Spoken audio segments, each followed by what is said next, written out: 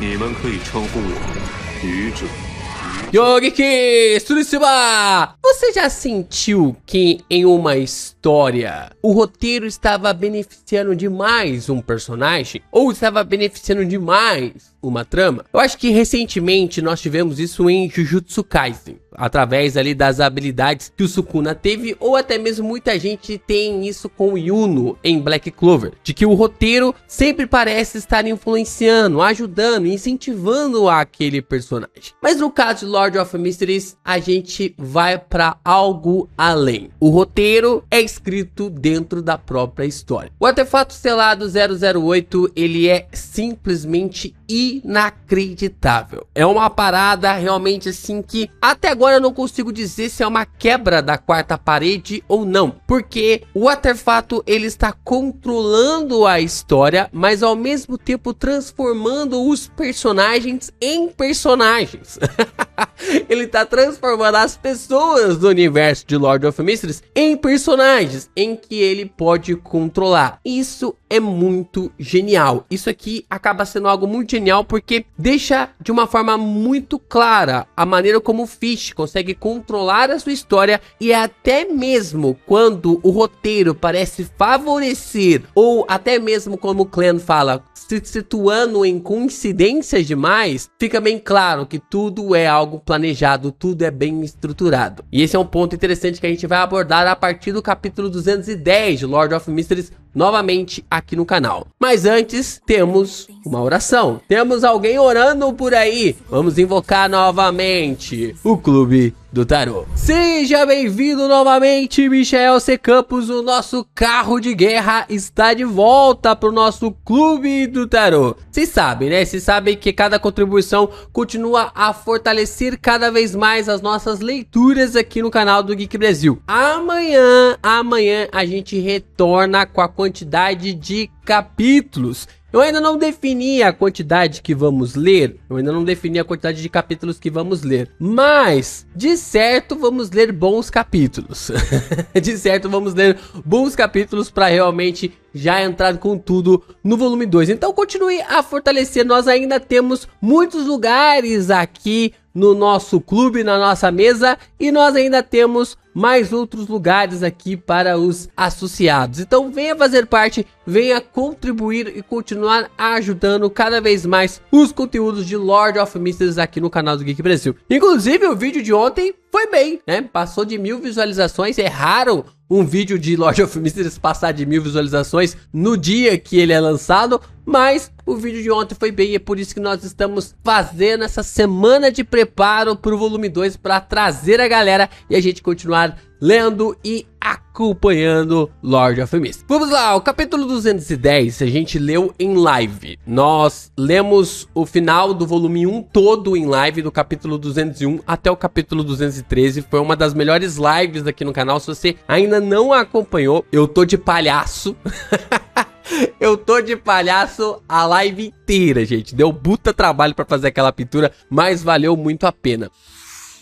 E eu achei interessante porque o 008, ele já é um artefato quebrado por si só. Ele já tem ali duas segmentações muito interessantes. A primeira é que ele tem uma colocação de 0. Ou seja, ele é extremamente perigoso. Ele é ultra perigoso. Já deu pra perceber aqui que tem alguma noção de que não era pra ele estar na sociedade. Não era pra estar na mão do Winston Will. Outro ponto é que os artefatos selados de grau 0, a numeração deles é compartilhada com as outras igrejas, com os outros executores. Então dá pra se ter uma ideia que o artefato selado 008, ele é algo muito antigo. E a gente até chegou a teorizar alguns vídeos atrás de que o artefato selado, né, o 008, ele talvez seja uma habilidade focada na onisciência do criador. O Clan mesmo fala de que nenhum outro deus dos 7 deuses ortodoxos tem a característica de ser onipotente, onisciente e também onipresente. E como não tem essa característica, apenas o criador tem essa característica, é bem interessante perceber que talvez, como é falado, que ele se meio que tipo assim partiu, até o seu espírito acabou gerando como o Senhor das Tempestades,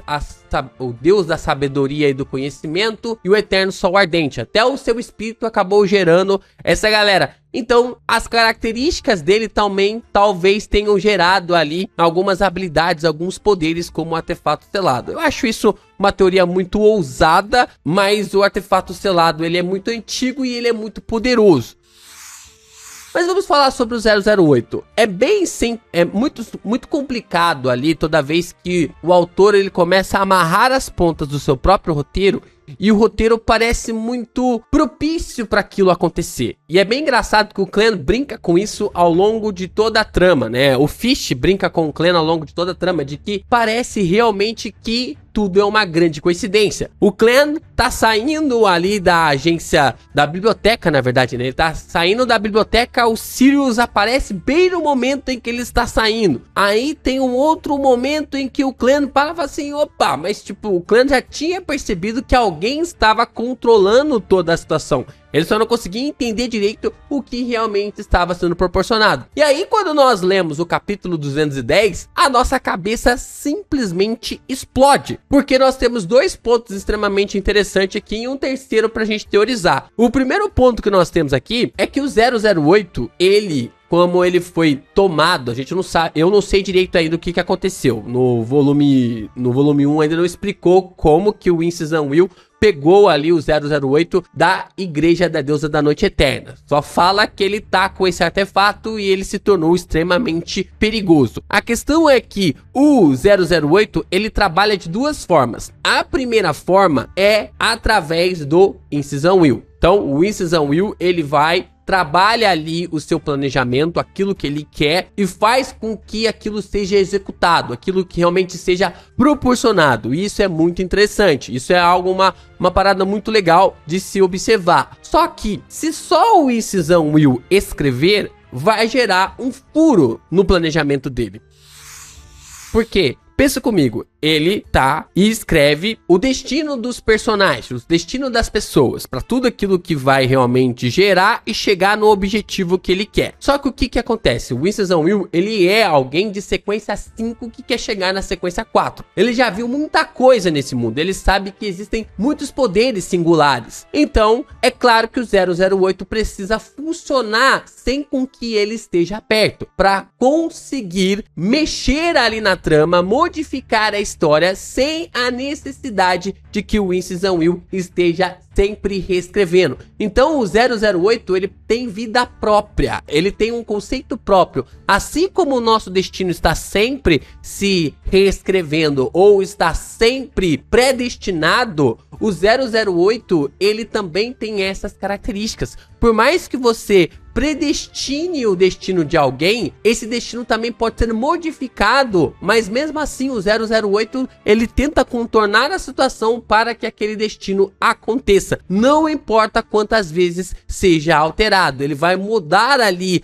as alternativas, as variáveis ao longo ali da jornada e vai criar novas linhas, novas camadas. O que aparenta ser apenas uma coincidência conivente ali na trama, algo bem conveniente e conivente ali para a história, se torna algo genial, porque o 008 ele vai trabalhando tudo que a gente consegue observar e desenvolver ali para os personagens, principalmente, é claro, para o Winston Will. Então a gente começa a ler e observar que tudo o que havia sido proposto foi planejado pelo Winston Will junto com o 008. E aí a gente começa a entender que ele tem essa capacidade de reescrever e não revela o que acontece. E a gente tem então, muitas linhas foram rabiscadas e novos conteúdos se seguiram. E provavelmente aqui tem uma camada muito interessante, que é que ele escreve por alguma razão desconcertante, ou seja, ele se sente envergonhado, 008 tá se sentindo envergonhado e por falta de explicações suficientes, Clan não se churrascou depois disso e de alguma forma conseguiu permanecer vivo. Então, tipo assim, o 008 ele tem tanta consciência própria sobre o que tá acontecendo, o que tá rolando, que ele se sente envergonhado do Clan não ter se churrascado através da sua influência. Isso acontece outras e outras vezes. Aqui a gente também observa que ele faz isso e aí mais outro, aqui ó, mais linhas foram rabiscadas novamente, o conteúdo original era impossível de ler. Lennon admite o que possui um segredo e iria acabar com a situação. Antes que pudesse, Clan, que deveria estar morto, matou um membro da sequência 7 da Ordem Secreta de uma maneira inexplicável. Aí ele fala, isso não afetou o desenvolvimento da história. Dan Smith entrou em contato com o caderno da família Antígonos e folheou o seu conteúdo. Daquele ponto em diante, ele foi secretamente corrompido. Então, o Dan precisava ser corrompido pouco a pouco para conseguir as cinzas de Santa Selena por não estar pensando direito. Trazendo as cinzas de Santa Selena para fora do portão Shannis, aí o Incisão Will simplesmente teria o ouro em suas mãos. Ele teria ali totalmente o ouro em suas mãos. E aí ele começa a mexer mais e mais coisas. Nós observamos aqui sobre muitas linhas também rabiscadas novamente. E aí ele fala, sério, inacreditável. Clan Moritz percebeu a influência secreta de Incisão Will e viu a chaminé carmesim. E é muito legal quando você acompanha Lord of Mysteries na versão em chinês, porque quem tá narrando esses fatos é o próprio Fish. É muito legal isso, né? Porque o Fish tá narrando, ele como autor da trama, ele é o 008. Então é como se ele fosse o mestre do RPG através... Olha só que coisa maluca. Ele é o mestre do RPG, os personagens são ali as pessoas que estão jogando e ao mesmo tempo ele tá fazendo de tudo pra eliminar o Clan. Só que o Clan tem a névoa cinzenta e é claro, né? Ele também tá do outro lado produzindo o roteiro e toda essa questão muito importante sendo colocado na trama de Lord of Mysteries. Então o 008, ele é uma parada, ele é uma temática que eu achei muito legal. É muito disruptivo quando o autor ele faz isso em sua história. É legal ver tramas quando tem uma quebra de quarta parede. Em Cage à Luz mesmo, por exemplo, na minha trama, na minha história na Cage à Luz, o Gael, meu protagonista, ele é colocado como um protagonista meio chato no começo. E eu vi e li de muitos leitores de Cage à Luz, depois a opinião deles é mudada ali ao longo da história. Então eu quis brincar um pouquinho. Tem um personagem lá em Cage à Luz que ele quebra a quarta parede e ele consegue ter essas informações do mundo externo. Então ele meio que fala como se ele tivesse essas informações do nosso mundo. E aí ele fala, os leitores parecem que não vão gostar muito dele. Só que o pessoal meio que interagem com ele achando que aquilo que ele está falando é algo normal. Não acham isso algo absurdo. Mas o leitor que acompanha aquilo vai falar, opa... Tipo, como assim? Como assim esse cara tá falando sobre a experiência do leitor mediante ao personagem? E é aquilo que os leitores falam sobre o personagem e aquele personagem vai refletir. Então é muito legal quando o autor ele brinca com essa situação e ao mesmo tempo vai controlando toda essa visão. Agora a gente precisa só entender se é o Incisão Will controlando o 008 ou se é o 008 controlando o Incisão Will, porque nós sabemos que todo artefato selado tem um grande problema. Ele sempre tem ali um grande preço a se pagar para utilizar este poder, essa habilidade. E quanto mais boost de poder você dar para aquele artefato selado, mais complicações você vai ter ao longo da história, ao longo da trama. Então, esse é um grande ponto, mas uma grande perspectiva. A gente falou ontem sobre como Lord of Mysteries tem o melhor sistema de poder criado desde Hunter x Hunter. E nós também temos uma grande ideia do Fish também brincando com essa parada de fazer com que as coisas se tornem coincidência. E aí agora, a partir do volume 2, eu vou ficar pensando, isso aqui é coincidência da trama? É o próprio roteiro trabalhando? Ou é o Incisão Will mexendo com a história? Isso cria vários parafusos nas nossas cabeças.